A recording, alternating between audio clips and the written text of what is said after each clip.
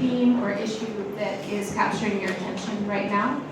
This could be a project you're working on, a project you're thinking about working on, a paper you read recently, something that's happening in your neighborhood, but something that sort of catches your interest so that we can come back and focus on it as we move through the rest of the hour together. So please go ahead and take a couple of minutes to write that down.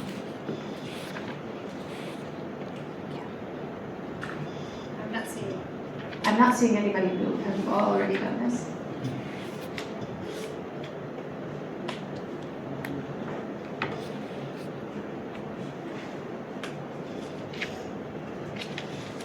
Yeah, please write on some. I think you can see on the board.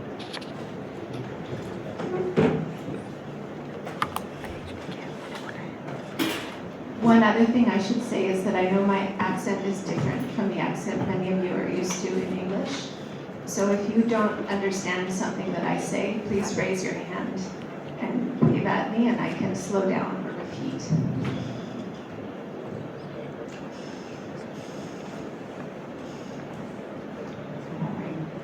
So, do you need more time for this part, any of you? Could you raise your hand if you've finished? Raise your hand if you finished writing to the prompt. Okay. Because the next thing I wanted to ask you to do is turn to your neighbor and share what you wrote or what you're thinking about. So I want to ask you to break this very quiet silence and speak to the person next to you for just a moment about the topic that you chose. So please go ahead and do that for 1 minute. Speak. Please speak. Be noisy.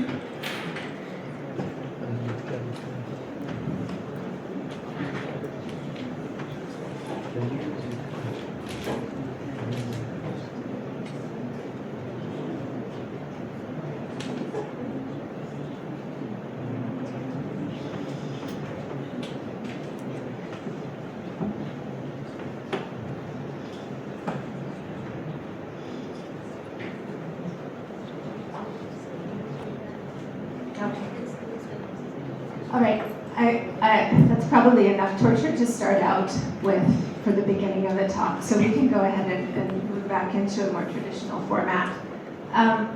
The reason I wanted to ask you to start by locating a particular social ecological system in your mind is that the topic we're going to talk about today is one that I think can all too quickly lend itself to a lot of theorizing that's very ethereal, but not very grounded in the things that we live on a day-to-day basis. So the topic of my talk today is why think beyond the human. And what I want to talk with you about is thinking about what they call the more than human turn in the social sciences and how we can go about using that turn in theory as a starting point for collaboration for social ecological research topics. So these topics that you've written down, we will come back to them at least 3 times over the course of the talk, so please keep those notes ready and be ready to turn to your neighbor and continue your discussion. But in the meantime, I'll go ahead and start out just by framing a little bit of why I'm here and what I want to talk with you about. So as you've already heard, I am an environmental anthropologist. I'm from the United States, and I've done most of my research in Latin America, both in Mexico and in Bolivia, and that's my formal regional training is as a Latin Americanist. I have had a little bit of a winding trajectory on the way to anthropology. I started out as a biology and Latin American studies undergraduate, and then found my way to ethnobotanical research as a function of that training, and then from there in my early graduate work to human ecology and political ecology, and eventually in my sort of postgraduate work have started working more in this space of what we might call more than human ecology, or the more than human turn. I was part of a project called Feral Atlas, the More Than Human Anthropocene, which is a digital environmental humanities project that looks at the role of non-human creatures and non-living entities in creating the conditions that we collectively refer to as the Anthropocene. More recently, we've published a book called The Field Guide to the Patchy Anthropocene that is a bit of a follow-on to that digital project. And my own more recent work, I have a book manuscript in review and hopefully to be published soon that looks at how we can use food systems as an approach to integrating ethnobotanical perspectives with more than human perspectives in socio-environmental research. And I'll talk more about each of these as our time together continues.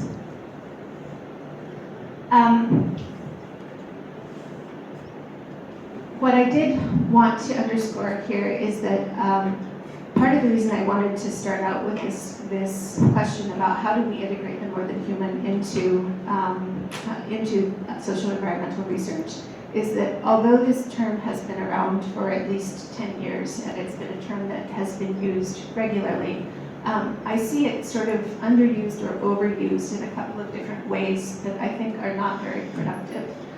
One is it gets used as a keyword, so people sort of pick it up as a gesture to theory, and then they go on and they keep doing the same things that they were doing to start with.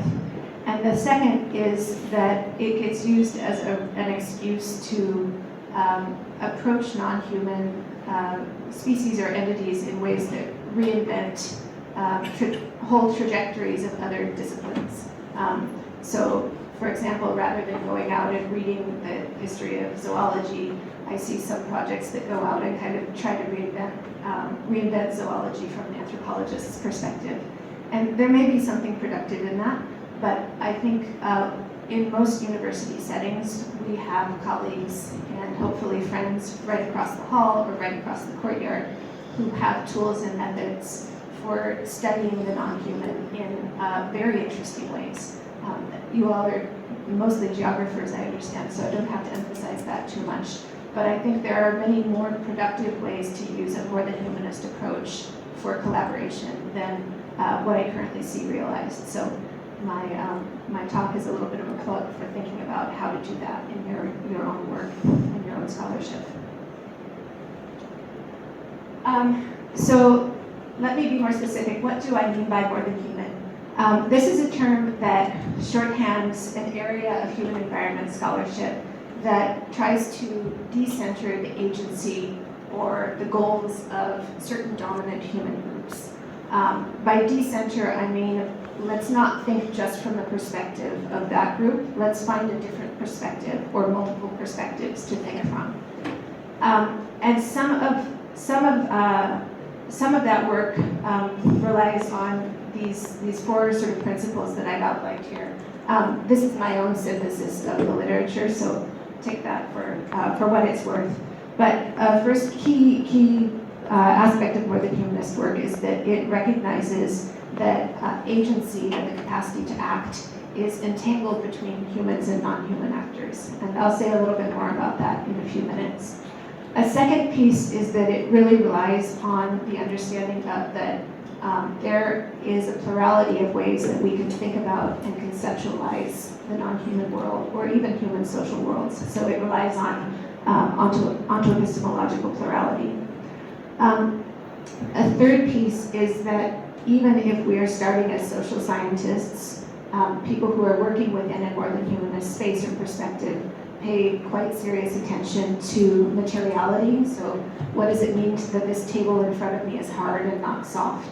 And also to metaphysics. So what do our belief systems about the supernatural forces that may move the world, how do those influence the way that we interact with the world around us? And then last, in the work that I'm closest to, this also implies a normative perspective, meaning there's an ethical stance underscoring that plurality is really important for building a just future. So if we're thinking about social and environmental justice, we need to think about plural perspectives, both human and non-human. I put the covers of some books that have been really influential in this area here. Donna Haraway and Bruno Latour are often cited as some of the early roots of this term. We could trace those lineages for more slides than I had time to put together. And more recently, a couple of books that have been touchstones for anthropologists. Two ethnographies are Anna Singh's The Mushroom at the End of the World and Radhika Govindarajan's Animal Intimacies. Radhika is a JNU grad in history, I believe. And that book is specifically written about the South Asian Himalayas. Why do we need to think about the more than human at all?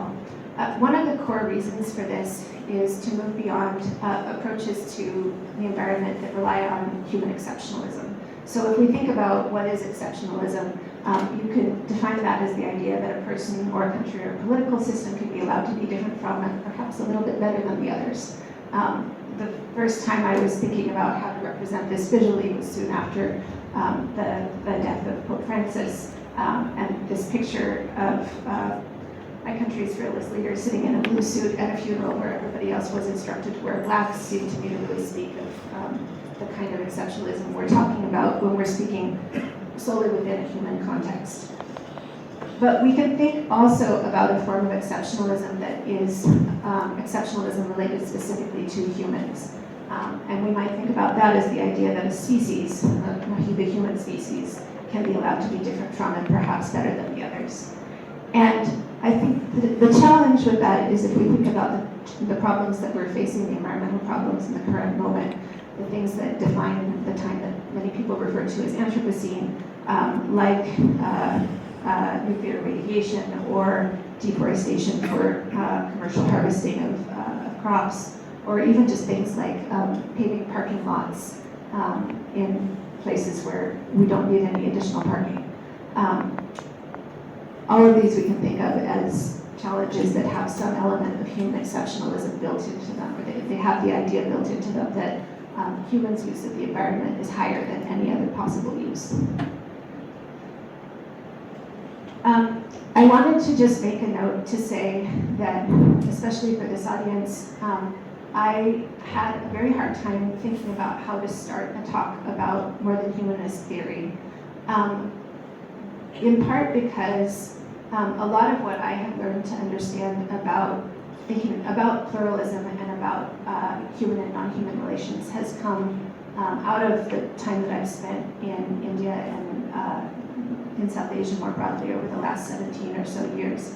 So I mentioned that I'm trained as a Latin Americanist, but in my work life and my personal life, I've been coming back and forth to India for closer to 2 decades now. And as I was sitting down and thinking about this talk, I was thinking, why do I need to tell Indians about pluralism? I think probably all of you could tell me a lot about both religious pluralism and then also human-environment relations in ways that really embody more than humanist perspective. I put some pictures up here that I found evocative of that, and I won't spend too much more time talking about it now, but what I did want to underscore is that as you're reading literature about the more than human from the perspective of sitting in a major city of what we could call the global south, the lineage I would locate that in is a lineage of anthropology that tries to make traditional environmental knowledge visible to the global north. So this comes out, within anthropology, it comes out of a group of scholars who spent much of the 1980s and the 1990s trying to demonstrate and validate traditional indigenous knowledges in ways that would make them legible to northern science. And much of the work in this more than human term you could think of as being part of that longer tradition of trying to have some engaged advocacy. So I hope it doesn't seem too patronizing to talk about, but please take this as sort of an acknowledgement and an invitation to think together about how these themes are relevant. I did just want to spend a little bit more time talking about why the more than human is important for thinking about the environment in particular. There are some ways that are really interesting that it can be important for thinking about the social, for thinking about how we organize our social networks and spheres. But I also think it does have untapped potential for thinking about how we conceptualize what is the environment, what does it do, how do we work with it, how do we measure it. So one of the roots of this area of theory comes out of an anthropologist named Ribeiro de Castro, who worked with Native American tribes in the Brazilian Amazon and developed a description of their cosmology that he calls Amerindian perspectivism. And I put a quote up here. I won't read the whole thing, but one of the core pieces of that approach to perspectivism is what you could shorthand as multinaturalism, which is the idea that if you put yourself in the shoes of other beings and imagine the world as it looks from their perspective. So in this case, his sort of key example is the jaguar. What is predator and what is prey completely changes. These categories that we receive as sort of ecological certainties, if you switch from your perspective as a human to a perspective as a jaguar or to a perspective as a bird, suddenly they become destabilized. And you can really only destabilize those categories by having that shifted perspective, by being able to sort of move outside of yourself and try to think from the perspective of another. So Eduardo Kohn, who's an interlocutor of Ribeiro de Castro's, he refers to this as multinaturalism, and he uses that word in opposition to multiculturalism. And the idea behind that is that we're saying, whereas multiculturalism would assume that we have one stable environment and multiple cultural interpretations of that stable environment, multinaturalism would say, maybe there are lots of different environments. Maybe we should think from the perspective of lots of different physical lived realities, as opposed to a single one that we're all interpreting in ways that are then put in these hierarchies of knowledge.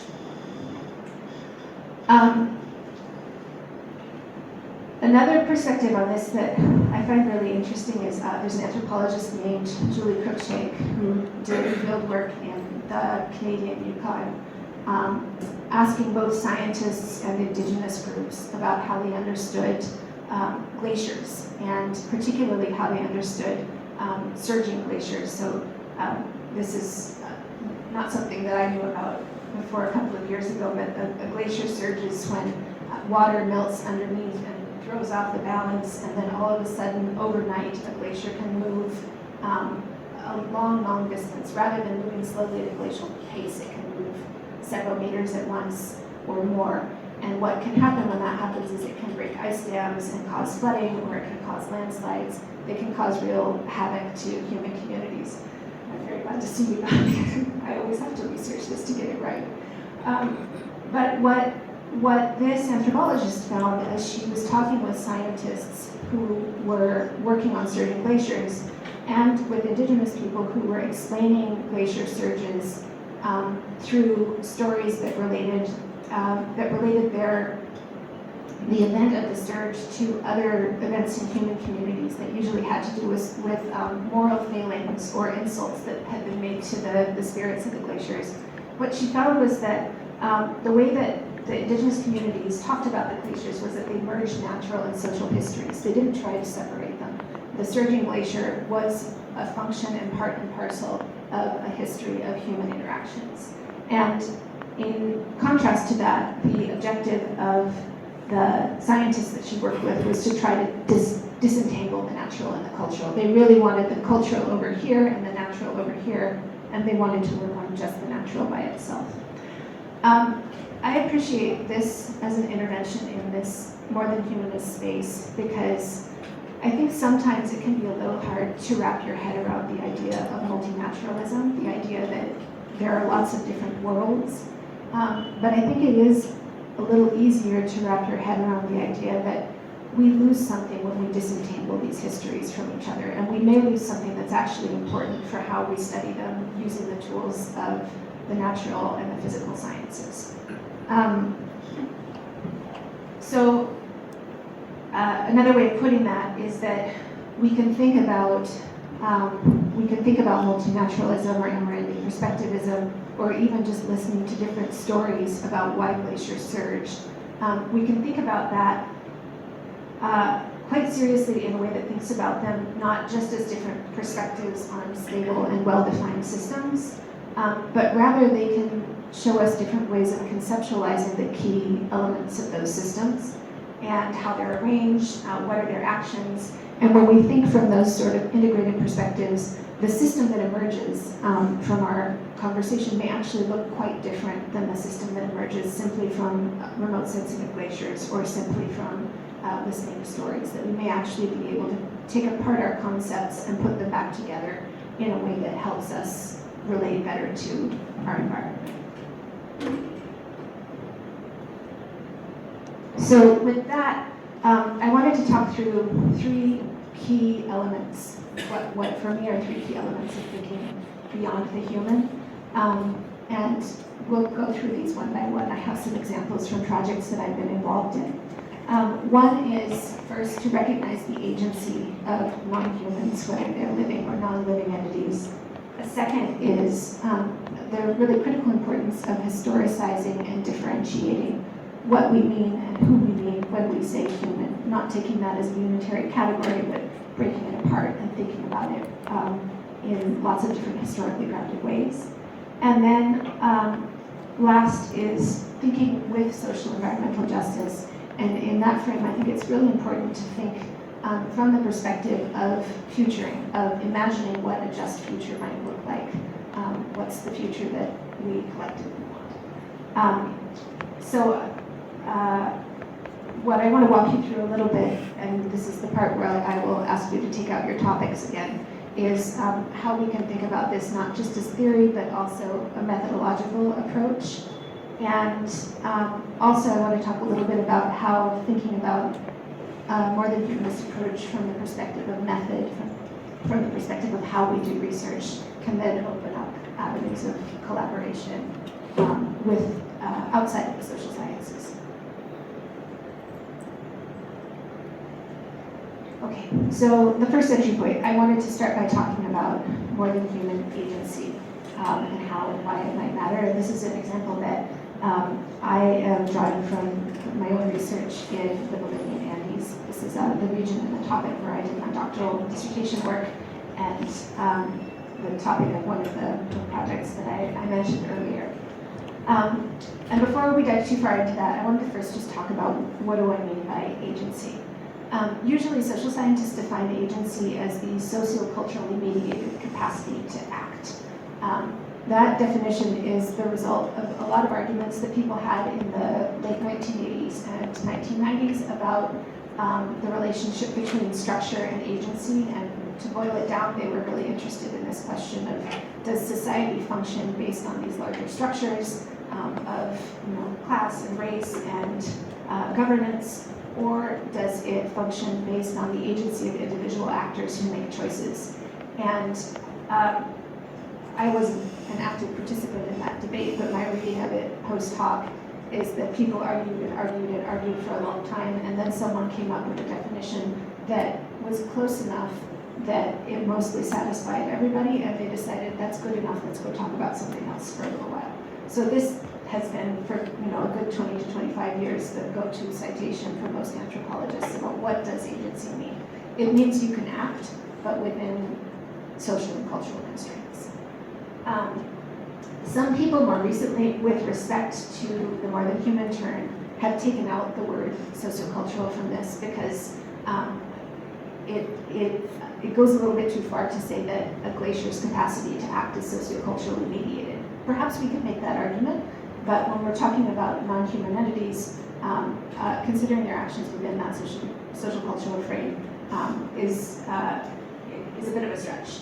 I actually, in my own work, have been moving towards a definition of agency that thinks about the capacity to exert force that requires a response. And I'm thinking about that particularly as a way of thinking about agricultural systems and landscapes that are very active and that shape the way that people do things. So those are some go-to definitions. Just as a side note, there's a lot of conversation about whether agency implies sentience, the capacity to think through your actions and decide what you're going to do. If that really bothers you when you hear the term agency applied to non-human things, another word that people use in this space is agility. So we can think about the non-human having agile capacities that can move and require a response. So I put this picture here of a landslide in Bolivia in the Department of La Paz that destroyed some 400 houses, because to me this is a really good example of ways that non-human entities like the side of a mountain can move in ways that exert force that requires response. If that land slips, you really need to get out of the way, and if it destroys your house, you have to make the decision whether you stay and rebuild or go someplace else. So this, to me, is a form of agency that we can see in the landscape that affects human systems. So I have worked for a long time on this broad question of agrobiodiversity conservation in Latin America. And I'll show you a little bit in the next slide what I mean by agrobiodiversity. But this is an area of work that it's very robust. It is a fun area to work in. It lets you talk with farmers about the things they grow and eat interesting things with farm households and particularly with women food preparers. But as you probably all know, this area of work is a response to the fear that the Green Revolution was going to push native and traditional varieties of crops out of farmers' fields, that it was going to entirely replace them. And there is a great deal of evidence that that has happened, particularly on what we might think about as like high potential agricultural landscapes over time. But there are also many places in the world, usually in lower potential systems, in mountains, in uplands, in places where indigenous or traditional peoples live, where agrobiodiversity is thriving because it's the best food to grow on those particular landscapes. So for a long time, research in this field has consisted of not entirely, but largely of a suite of methods that look at humans as the central agent in maintaining agrobiodiversity. Generally speaking, the discussion of how agrobiodiversity emerges thinks about humans as part of biocultural landscapes and acknowledges the importance of climate and slope and aspect and land access in generating agrobiodiversity. But then if you look at the methods that are used in those projects, typically what they focus on is the decision-making of a household head or a farmer or two household heads together about what kind of seed they want to keep and plant for the next season and what kind of seed they're going to get rid of. So this table here is an example of that. It's a little fuzzy, but you can see the kinds of variables that people put into this research. I've been involved in research like this myself. I don't think there's anything wrong with it at all, but I do notice now that it really pitches humans as the central agents of agrobiodiversity conservation. But if we zoom out and we look at mountain landscapes as these lively and agentic spaces, we can start to ask a lot of other questions about how geology and topography, transport networks, social relationships, and also cosmology affect the way that people conserve agrobiodiversity. So I'll talk through those with reference to Bolivia. Bolivia, as you probably are familiar with, is a landlocked country in the South American Andes. Many of the crops that it grows are endemic or native to that place. Some of those are shown here. Quinoa is probably the most iconic, that comes from Peru and Bolivia and parts of Ecuador. Bolivian agriculture also uses a number of minor tubers and root crops. Oca and Isanyo are two that are here. Potatoes are also an important crop in Bolivia, and I've seen estimates ranging from 3,000 to 6,000 different varieties of potatoes that are grown across the Andes. And then at the bottom, this picture is an Andean legume called tarweed, which can be eaten a little bit like a bean, which is another important food security crop for the region where I did research. So when I'm talking about agrobiodiversity, this is what I'm talking about. I did mixed methods fieldwork in an area around the city of Cochabamba for about 2 years that used ethnobotanical methods, ethnographic methods, and a nutritional survey. So if you're wondering where this information comes from, it comes from that period of observation. And I want to just talk through how these different elements of a mountain food system affect how agrobiodiversity moves into people's diets, how it stays and moves into people's diets. So one way we can think about this is that the food stays on the farm. But most small farmers are not isolated, they're not autarkic. They grow both for markets and for their own consumption, and they also move crops around to other people. They may trade with people next to them. So circulation of food is really important for understanding agrobiodiverse systems. The thing is, moving food around a mountainous landscape is really difficult. And I know many of you have spent time in the Himalayas, so I suspect it's a similar question. There are only so many places that you can build roads, because there are only so many places where it's safe to build roads. So even in that, there's a way that mountains exert a very slow force on what can move where, when, and how quickly. On top of that, roads are quite treacherous. And you can see this picture here, which is a picture of a bus full of tourists looking off the edge of a road outside of La Paz. And unfortunately, the file that we don't have permission to view is an image that I took from the back of a motorcycle going up to a field site, which is bouncing. But the reason I wanted to have those images here is just to think about the experience of how difficult it is and how long it can take to get things from one place to another when you're in these mountain spaces where the roads are both dangerous and precarious, right? You don't want to take that curve too quickly. And then also just hard. It's hard on your body, it's hard on your vehicle. It's a real challenge to move things around in these spaces. And then add to that the risk of a landslide or a political protest that blocks the road at a major choke point. And all of a sudden, the distribution of roads across the landscape takes on a real force in animating food systems. Because sometimes you can't get things from one place to another. Or at times of year when you can, you have to move a lot and you have to move it really, really fast.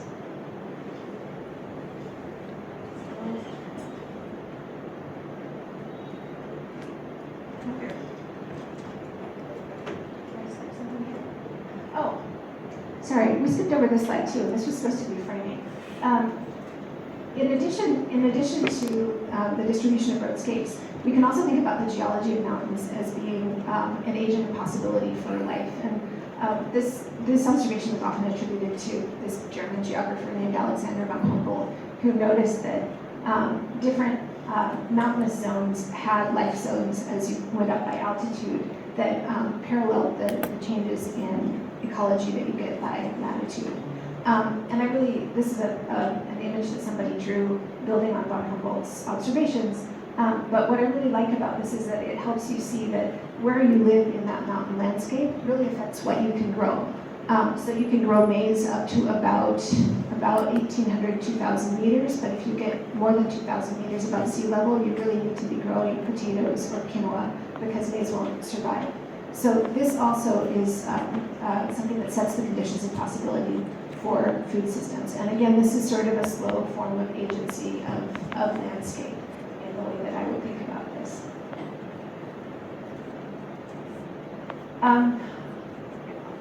In addition to this, so you have these mountainous ambient zones, you have transport networks that in and of themselves can exert somewhat unpredictable forces, and then you have the social networks that people who have lived in these places for a very long time have built to work around all of those, both affordances and difficulties. So the people in the place that I work for are largely Quechua speakers. That's one of the largest indigenous groups in the South American Andes. And this group and many other Andean groups are known in particular for forms of reciprocal social interaction that are built around markets. So market sites serve as places where you can trade things that come from these different ecological floors, the different life zones that you saw in that one Humboldt drawing. And they also are places where you renew and steward social relationships. So if you go to a market, you would go to the same market seller over and over and over, and in return for being her patron, she might give you a little bit extra, or she might give you the best of her produce. And markets end up being built around these social relationships that are not just about who has the best produce and the best price on a given day, but rather who you have these ongoing relationships with that you want to cement through trade.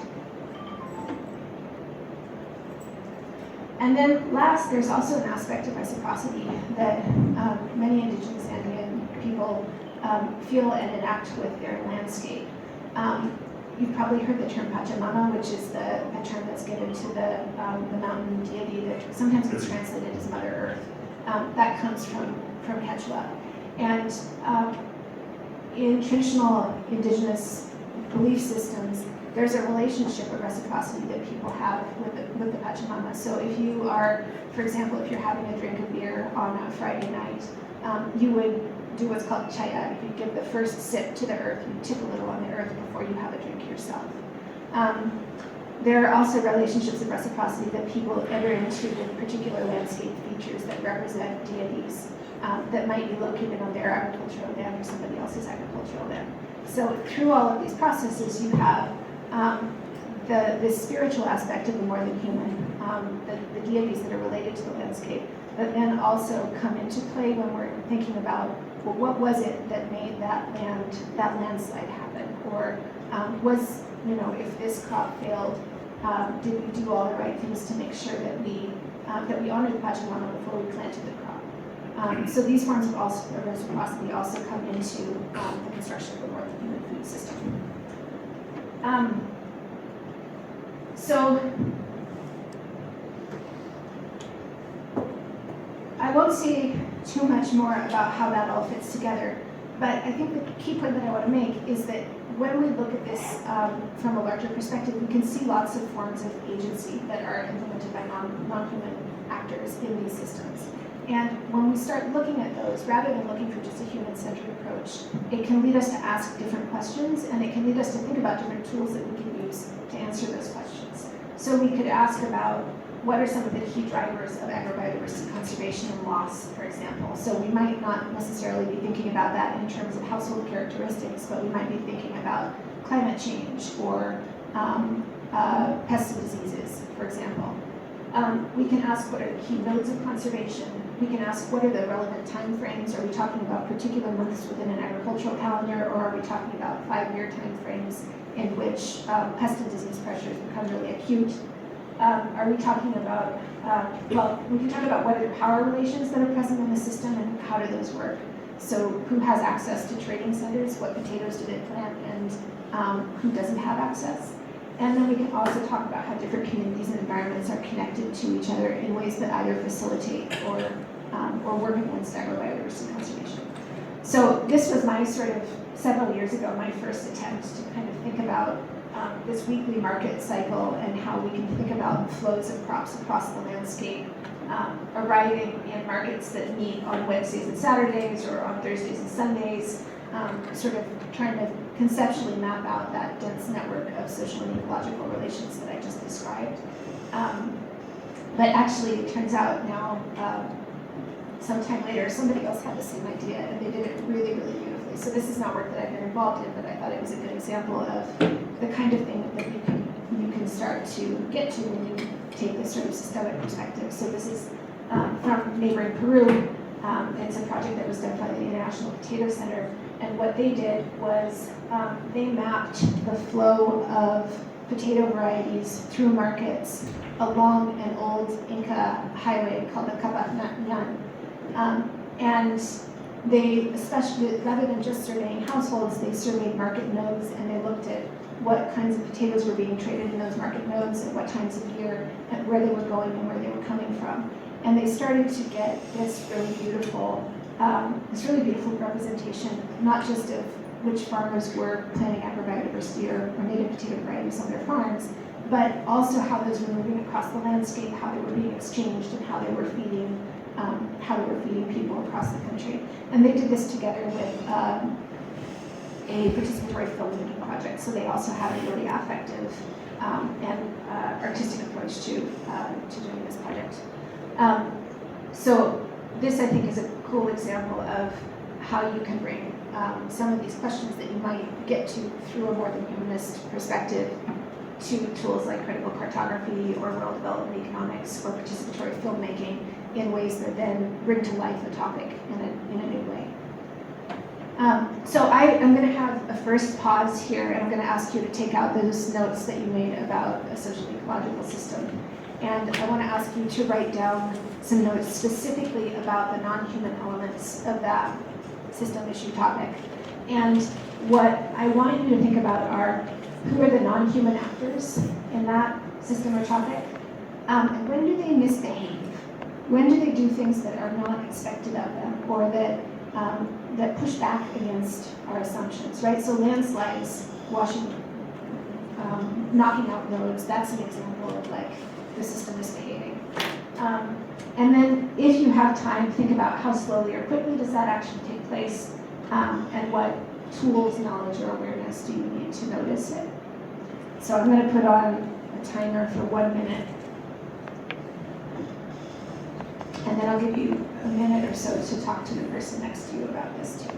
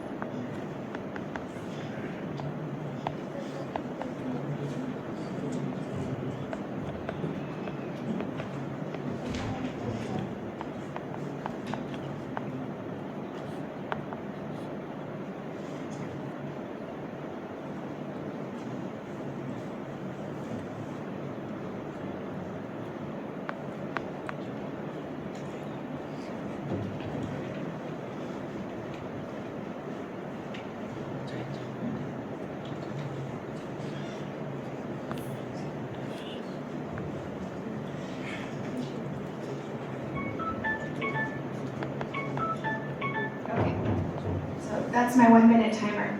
Take about the same amount of time and turn to your neighbor and talk about what you wrote. If you got stuck, that's okay. You can just say I got stuck.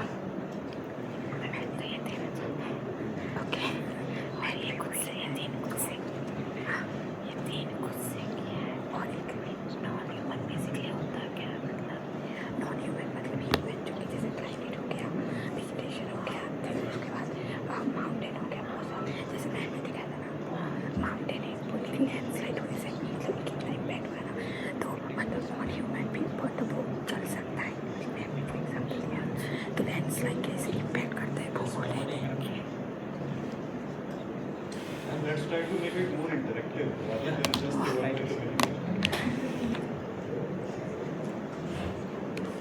I have to say, consider like market and culture, these things as human or beyond? I would try to keep those in the human category just for now.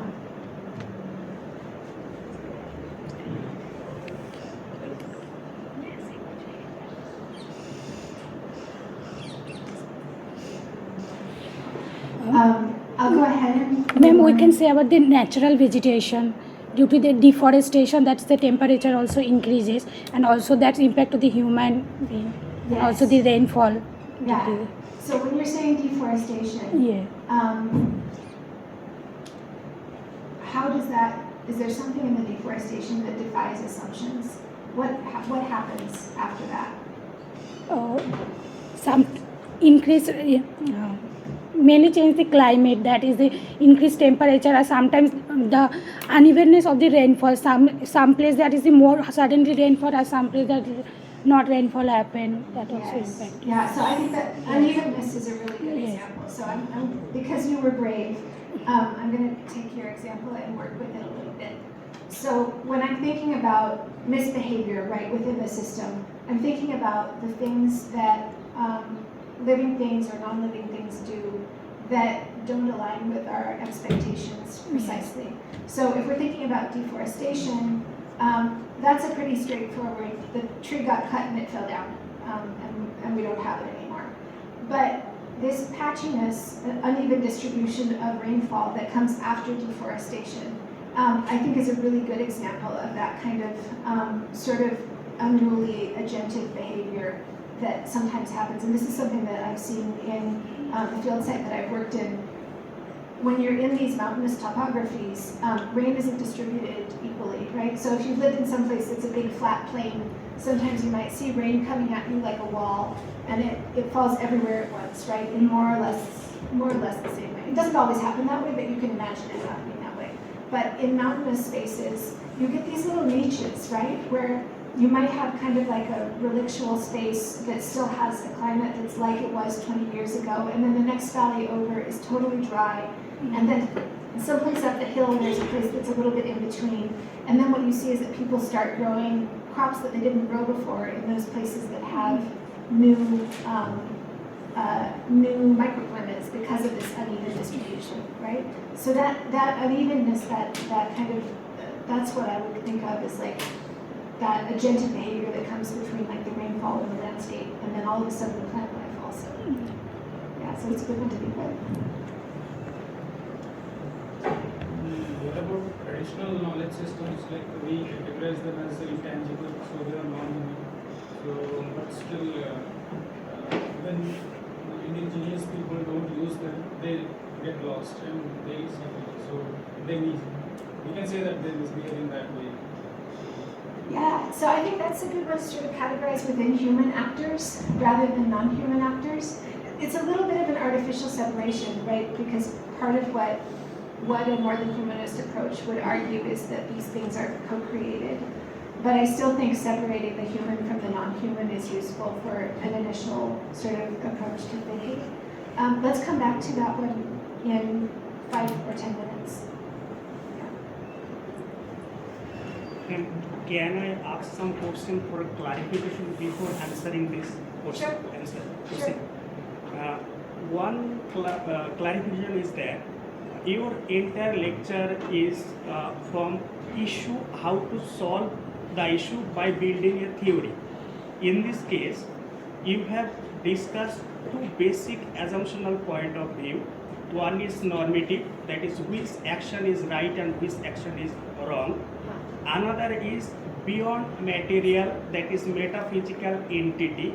Most probably it is God of supreme power.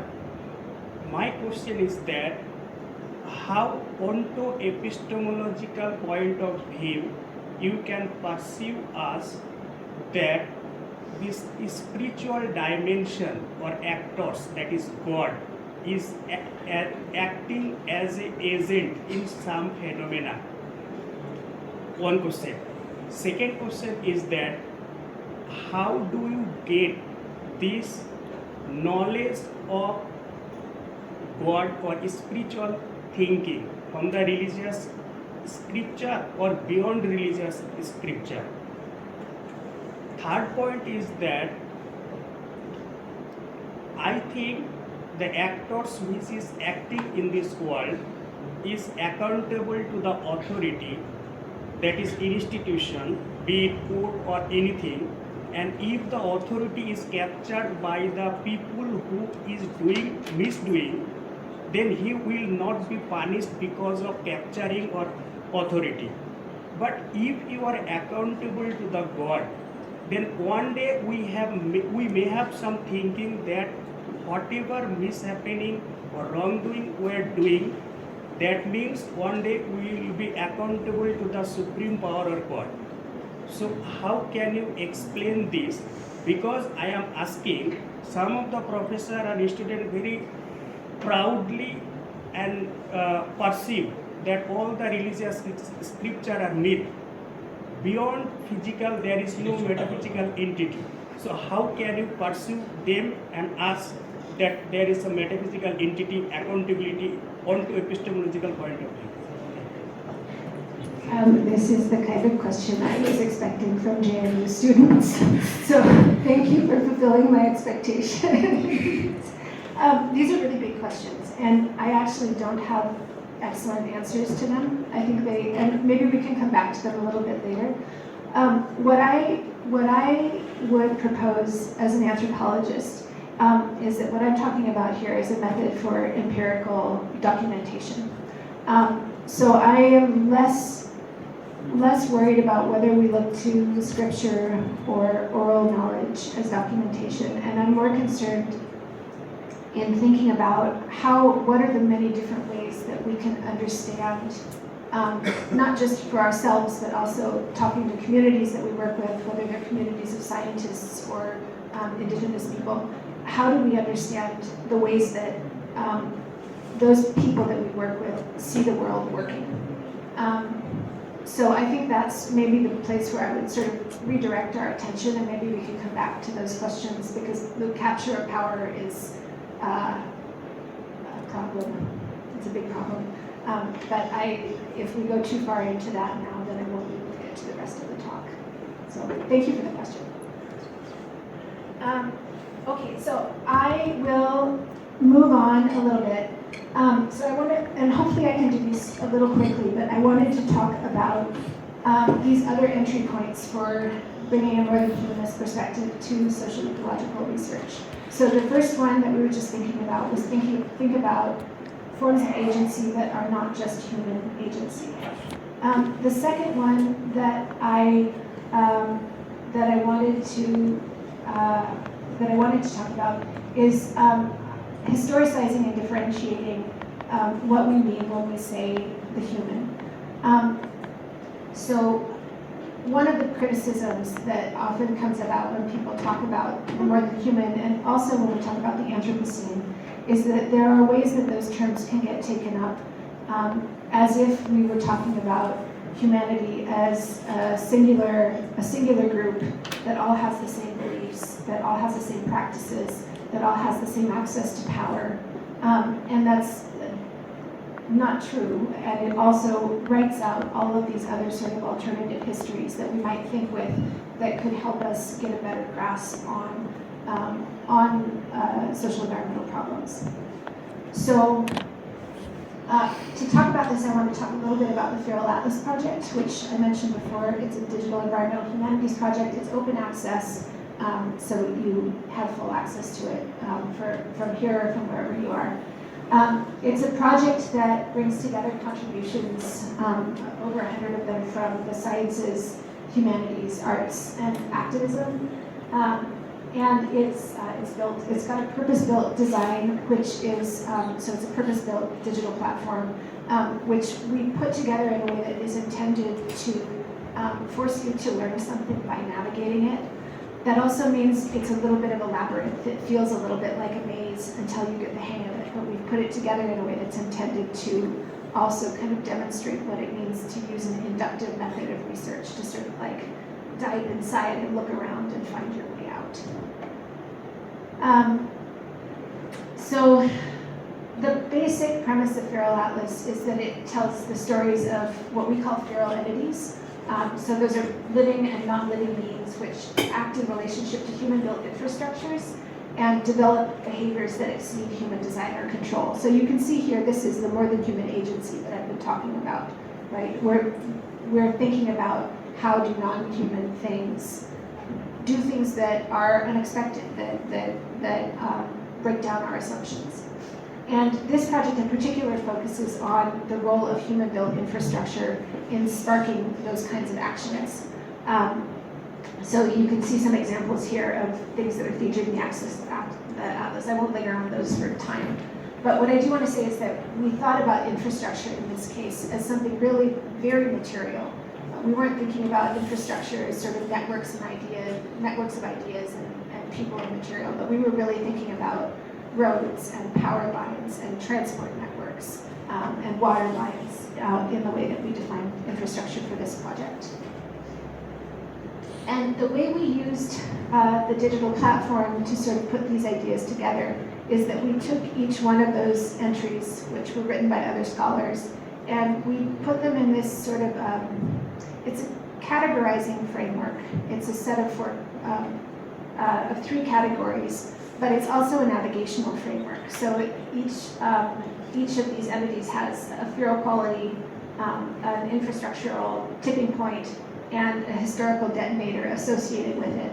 And when you get to the entries that are about the feral entities, you can click on those other aspects as a navigational tool, and that takes you to other parts of the atlas where you can see other entries that are built around similar qualities. What I want to talk about here in particular is how we treated history within this project.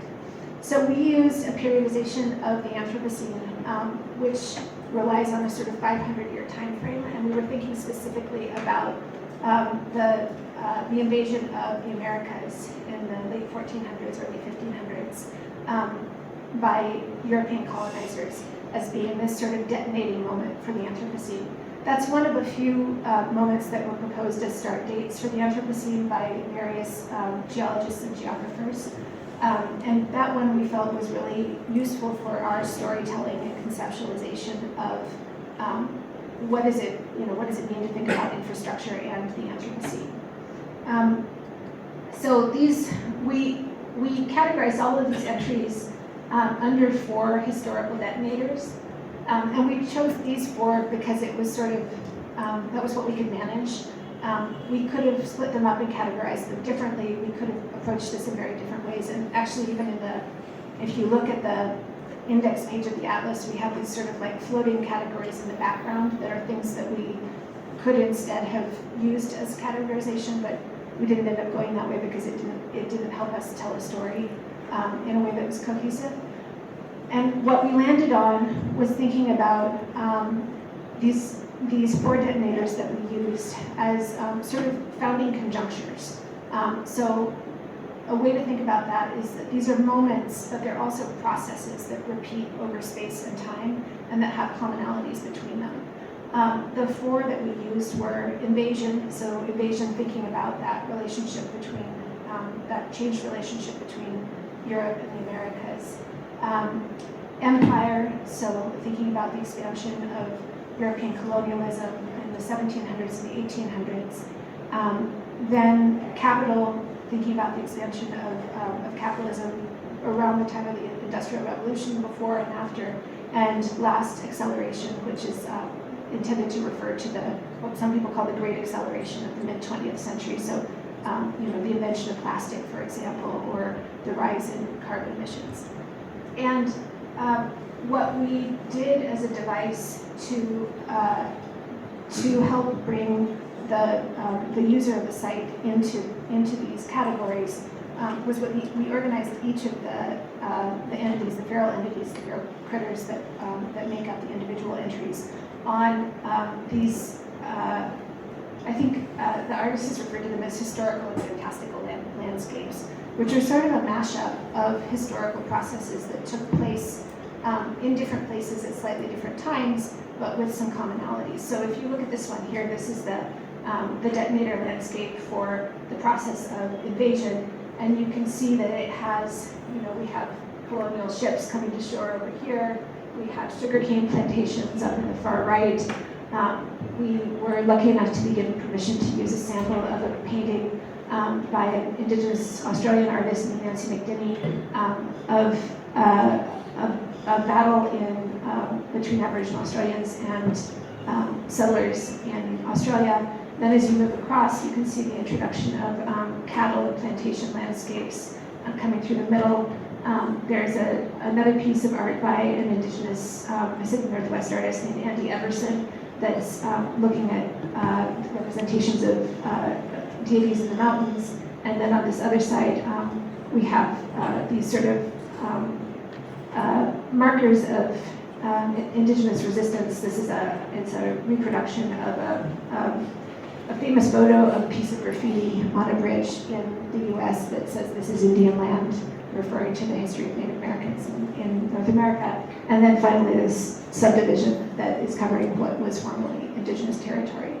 And what we wanted to highlight with this is that these processes of invasion and follow-on settler colonialism, they happened at different times in different places. The time difference between that process in Australia and in North America was a difference of 300 years. But there's enough resonance between what happened to the people that were living in those landscapes and what happened to the landscapes themselves that it's possible to think about them within the same frame, within the kind of frame of this founding conjuncture. Thinking about historicizing more than human processes, what I would take this as encouragement to think about the environment, not just as something that's always been the way it has been, but something that came to be the way it is through these other larger processes of colonialism or of territorial disputes or dispossession of lands, right? So we can think about these environmental processes as having these other historical linkages. To summarize that, part of the way that we summed this up was to say that every event in human history has also been a more than human event. That human events always have these sort of underlying environmental components to them. And just to give an example of that, one of the field reports, one of the feral entity reports in Feral Atlas is about coffee rust fungus, which is a fungus that attacks coffee crops around the world and is particularly bad in Central America. And this was written by an agroecologist named Yvette Perfecto, who's based at the University of Michigan. And what she did in this entry was she traced the history of coffee rust fungus, emerging first from the center of origin of coffee crops in East Africa, and then spreading through the 1870s and 1869, 1870 through 1970, through most of the coffee growing regions of Africa, Asia, and the Pacific, and then being introduced to South America in 1970 in the state of Bahia, and then moving its way up to Central America and making it to the region of El Salvador, where she works by 1970 to 1984. Oh, thank you. I'll try to go quickly. I know we probably need to take a break soon. And the other thing that she traces through this, because she's an agroecologist, is how changes in the production system in Central American coffee landscapes have made that coffee more vulnerable to rust. So historically, coffee was grown under a large understory.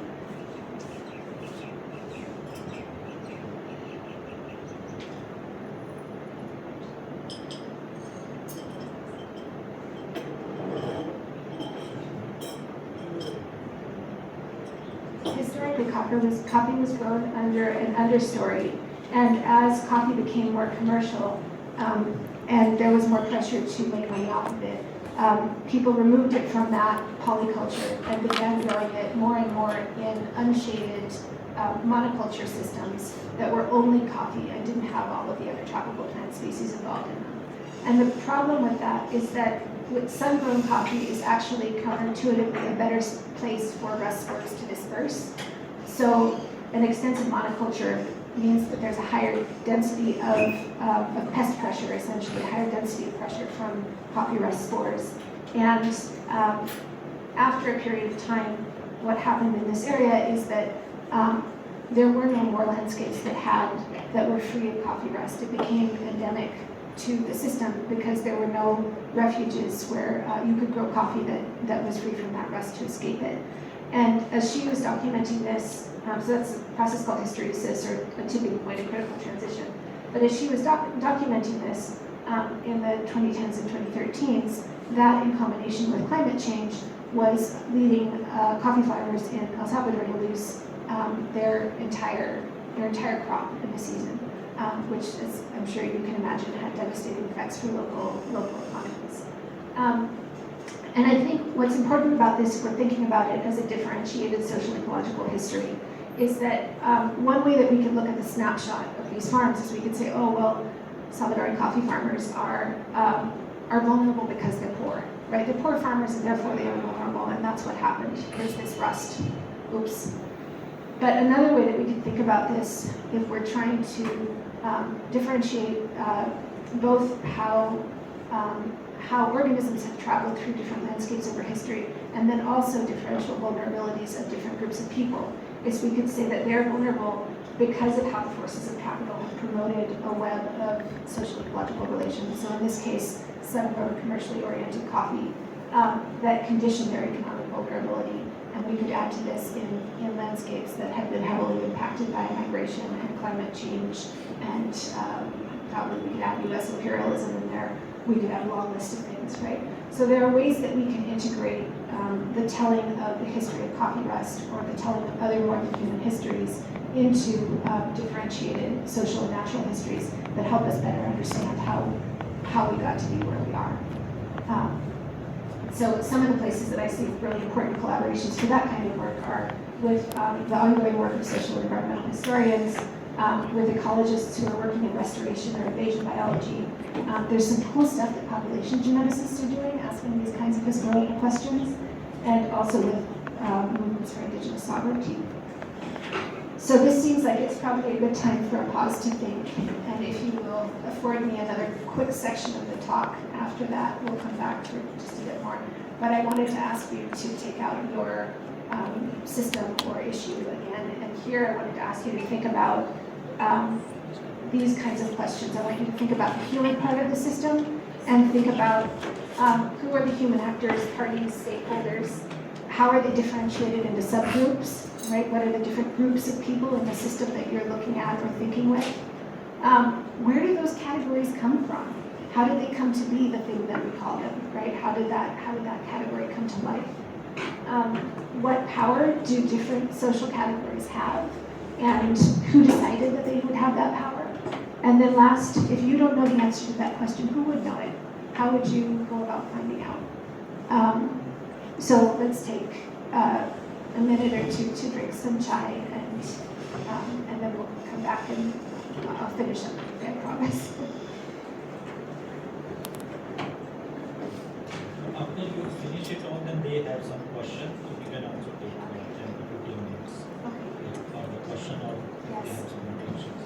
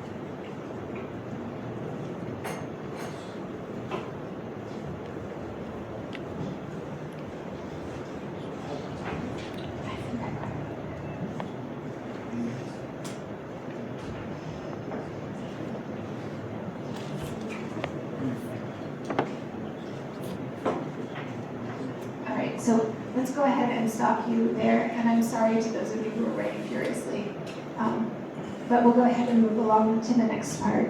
The last piece that I wanted to talk about is thinking about how, so once we started thinking about more than human agency and how we historicize and differentiate the human, then the third key sort of entry point for a more than humanist analysis that I want to suggest is that we really need to think about how social and ecological injustice converge. And maybe I'll go through this a little bit quickly. I'm sure you guys are probably familiar with the term environmental justice. You're probably also familiar with the idea of social justice. People usually bring justice down into these four categories: distributive, procedural, retributive, and restorative. And what I wanted to emphasize here is that I particularly, as I'm starting to think in this space, am finding a lot of utility in the idea of restorative justice. Because rather than looking at how do we heal past harms, which is also important, I don't mean to say we shouldn't be thinking about how to heal past harms. Restorative justice helps us think about how do we stay together as a community and work towards a future that is better for everybody, that includes people who have historically been excluded and that prevents future harms from taking place. So I find that restorative justice lens to be really useful for thinking about a sort of more than human future, because it can help us think about how do we work together to be better. So the place where I have been sort of looking at this is actually quite different from the previous fieldwork I talked about. I live now in northern Arizona, outside of the city of Flagstaff, and that's a landscape that is heavily impacted by wildfire and has been impacted by wildfire for a very long time. But in the context of climate change, those impacts have gotten worse. We have more frequent and more extreme wildfires, and they're more likely to escape control by the Forest Service and destroy a lot of property.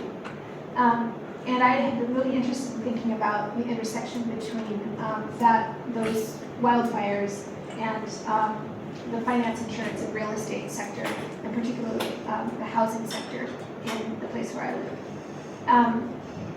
So I'm going to skip this stuff because it's sort of more theory-oriented. But I think maybe the important thing about the place where I'm located is it's surrounded by lots of beautiful ponderosa pine forest. And the forest, actually, this national forest that's there, also is part of a history of Native American exclusion from the area. So I don't have this on this map, but if you look off to the east, the Navajo Nation, which is one of the largest indigenous nations inside of the U.S., is located just where that sort of brown boundary line starts on the far right. And to the north is the Grand Canyon, which was historically indigenous territory and is now a national park and has been for about 100 years. And part of what happened in the process of Native American exclusion from these lands and enforcing Native American groups onto reservations was that their use of fire as part of their food system was curtailed. So this is a dendrochronological analysis that a colleague did that looks at, it takes the core of a tree, and this was a tree that has been around since the 1600s, and it looks at fire scars in that tree. So when a fire goes across a landscape, it burns the outer edge of the tree, but if it doesn't kill it, it leaves that scar, and then more bark grows over the top of it. So you can track the recurrence of fire, more or less using this. And what you can see is that this light yellow colored part is the period of fire exclusion. The darker part of the tree core is a time when the tree was exposed to really, really frequent fires, which are denoted by those white colored numbers. And the lighter colored part is the time when there has been very little to no fire. And that period in the late 1800s where the fire stops is pretty much coincident with the period where indigenous Native Americans were pushed off of these landscapes and onto reservations. There's been a lot of research looking at indigenous fire use in the past 10 to 15 years, and now they're actually quite certain that this really was, the changes in forests that we've seen in that time period have been in part a result of the suppression of fires, the active suppression by Forest Service policy, but then also by the exclusion of people who used fire from these forests. And the result is that rather than having these big, healthy, open ponderosa pine forests that are the historical condition of the landscape, we have these really dense, unhealthy, they call them dog hair pine forests, which are also highly flammable.